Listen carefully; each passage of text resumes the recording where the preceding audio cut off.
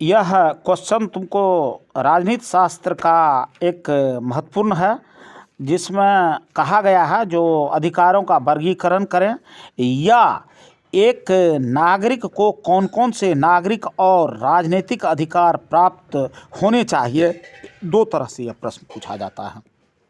तो अब देखो, अधिकार जो होता है सो नागरिक को एक विशेष प्रकार की सुविधा होती है और प्रत्येक देश का दायित्व होता है, देश के शासक का दायित्व होता है, देश के जो शासन पर या नहीं तो सत्ता पर काबिज रहता है उन लोगों का सो परम कर्तव्य और दायित्व बनता है अपने नागरिकों को विशिष्ट सुविधा प्रदान करने के लिए, ताकि उसका सर्वजन हिताय सर्वजन सुखाय हो सके। तो यह बात होती है प्रारंभ से ही। और यह अधिकार जो है सो किसी भी संविधान में उल्लेखित होती है और संविधानतः दिया जाता है। विश्व के अधिकांश देशों में संविधान लिखी जा चुकी है, संविधानतः यह देने का बात होता है। जहाँ तक भारत के परिप्रेक्ष्य में यह बात कहा जाए तो तुम देखते हो जो संविधान का अर्थ ही होता है सबसे बड़ा विधान या संपूर्ण विधान जिससे किसी देश की शासन व्यवस्था चलती है। तो भारत के संविधान के अनुसार भारतीय नागरिक को विविध प्रकार के राजनीतिक और नागरिक अधिकार दिए गए हैं। पहले हम राजनीतिक अधिकार का चर्चा करेंगे। नागरिकों के नागरिक अधिकार के परिप्रेक्ष्य में सो वह अधिकार केवल नागरिकों को प्राप्त होते हैं, जबकि नाबालिगों को, विदेशियों को, पागलों को, दिवालियों को, घोर आपत्ति जिनके ऊपर है ऐसे व्यक्ति को सो इस प्रकार के अधिकार से वंचित कर दिया जाता है। तब खास करके भारत एक धर्मनिरपेक्ष देश है, सभ्य देश है और यहाँ के सो कुलीन नागरिक भी हैं और संविधान तो उनको बनाने की भी कोशिश की जाती है। इन्हें पहला अधिकार है मत देने का अधिकार। इसके अनुसार 18 वर्ष के प्रत्येक नर नारी को बिना किसी भेदभाव से मत देने का अधिकार हो जाता है, जो वैश्य मताधिकार कहलाता है। दूसरा होता है चुने जाने का अधिकार। अब देखिए, यहाँ सो कोई भी नागरिक सो चुनाव में खड़ा हो सकता है और लोकतंत्र की रक्षा के लिए मत देने का अधिकार नागरिकों को देना जो आवश्यक हुआ है उसको सो वोट देने का के साथ साथ मत लेने के लिए उम्मीदवार बनने का भी पूर्ण रूप से अधिकार है। तीसरा होता है पद धारण का अधिकार। इसमें कोई नागरिक सभी तरह से अगर योग्य हैं तो धर्म, वर्ण, जाति, संपत्ति, स्त्री पुरुष के भेदभाव के बगैर किसी भी राजनीतिक पद से वह उम्मीदवार बन सकता है, उसे इस पद धारण करने से वंचित नहीं किया जा सकता है। इसके अलावे है कानून के सामने समानता का अधिकार।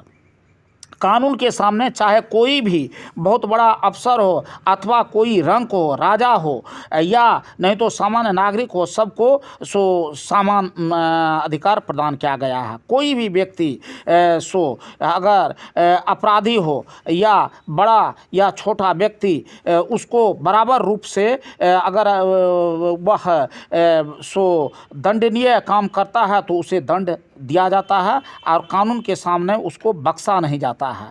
यहाँ कानून के सामने सबको छोटा ही समझा जाता है और सबसे बड़ा कानून रहता है और कानून के दायरे में उसको जीना पड़ता है। इसके अलावा हो जाता है पांचवी अधिकार प्रार्थना पत्र देने का अधिकार। प्रत्येक एक नागरिक को जो सभ्य हैं देश के लोगों को यह अधिकार होता है कि सरकार का ध्यान अपने कष्ट की ओर दिला सकें। इसके लिए सरकार उसके सामने सो प्रार्थना पत्र लेती है या नहीं तो ऐसे के हैं, इसके लिए उन्हें सरकार को एक प्रार्थना पत्र देना पड़ता है। हमारे देश के नागरिकों को यह अधिकार प्राप्त है। अब दूसरे प्रकार का अधिकार मैंने कहा नागरिक अधिकार।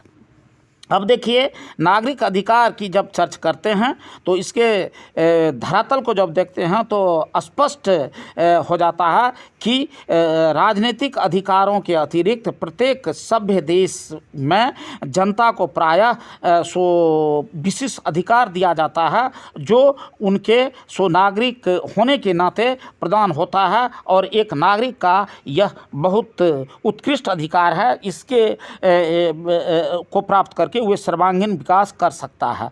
जैसे कि भारत में जो नागरिक अधिकार प्रदान है वह खास करके 10 प्रकार का नागरिक अधिकार है। वैसे इसमें संविधान कुछ निर्धारित करती रहती हैं शर्तें भी, लेकिन पहला अधिकार जो है वह होता है जीवन का अधिकार।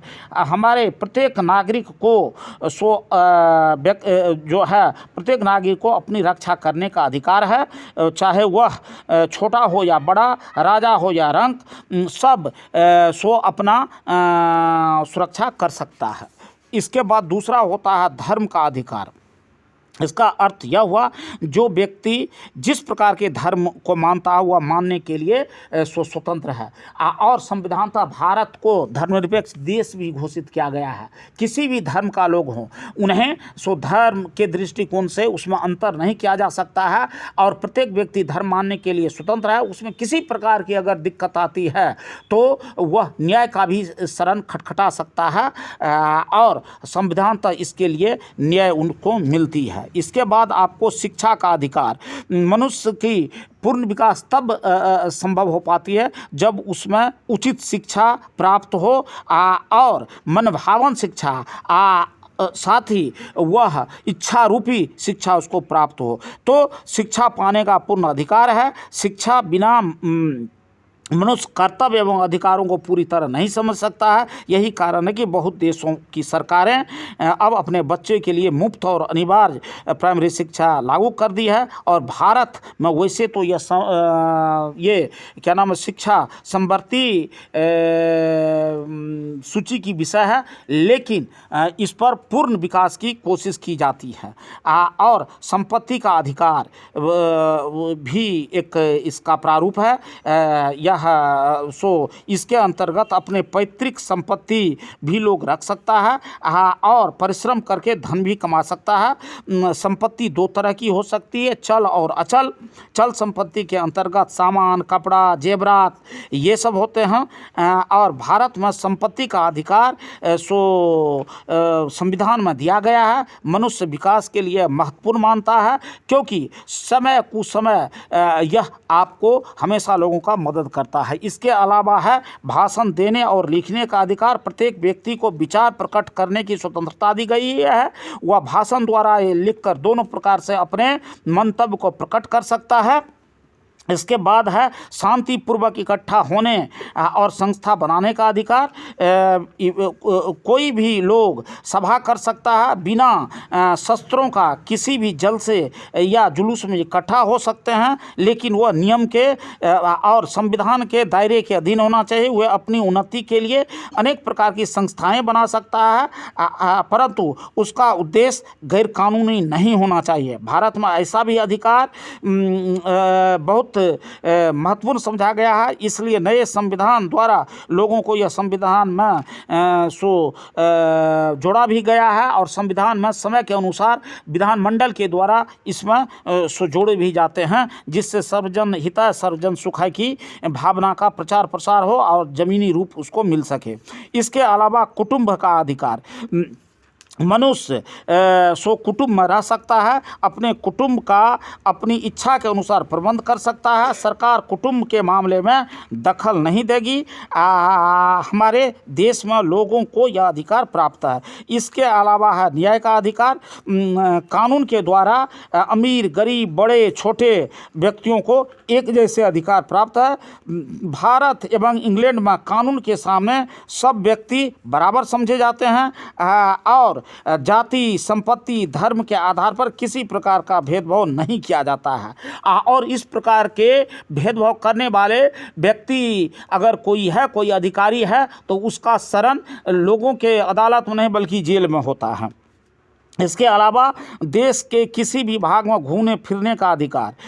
नागरिक देश के किसी भी भाग में घूम फिर सकता है, परंतु उसका उद्देश्य गैर कानूनी नहीं होना चाहिए। भारत एक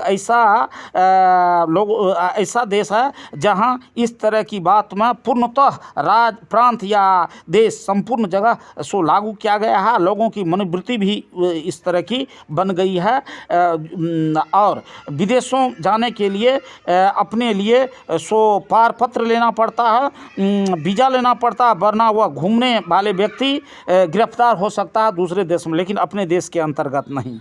अब देखिए काम का अधिकार, काम के अधिकार के अंतर्गत बात होती है नागरिक को नौकरी करने या पेशा करने से किसी भी कामकाज की लिए वह तत्पर हो सकता है, मांग कर सकता है। यदि सरकार उसको नौकरी या काम न दे तो उस व्यक्ति के खाने, रहने और भोजन, वस्त्र, आवास इत्यादि की मुहैया करने के लिए सरकार की जिम्मेवारी हो जाती है। और सरकार बहुत थोड़े देशों में नागरिकों को यह अधिकार दिया है, और हम भाग्यवान हैं जो भारत में भी यह अधिकार प्राप्त है। भेले रे रिकॉर्ड की नहीं रे कहाँ